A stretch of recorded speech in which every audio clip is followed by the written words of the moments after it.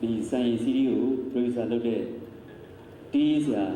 စိုက်ဆံပြည့်ရဲ့တရားပဲလို့ဒီရတဲ့ချင်းဖြစ်ပါတယ်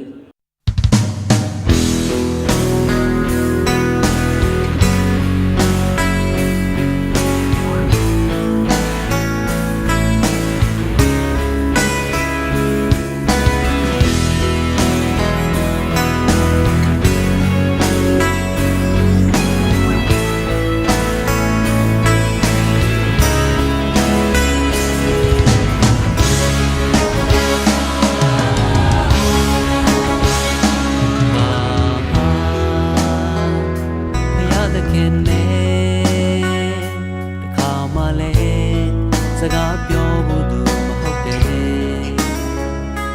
နိဗ္ဗာန်လဲအလဲရောက်ခဲ့သူမဟုတ်ပါဒါပေမဲ့တရားတော်ရှိပါတယ်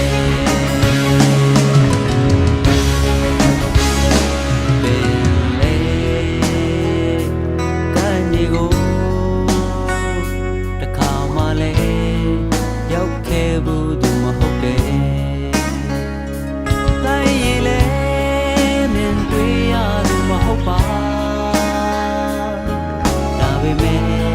လိုင်းသဘောတည်ပါတယ်ဒါပေမဲ့လိုင်းသဘောတည်ပါတယ်တရားဟာလေတရားပါပဲနောက်ဆုံးလေးမှာတော့အမမလွန်ဆွဲပွဲထဲမှာမတတ်ဆွမ်းငယ်မို့က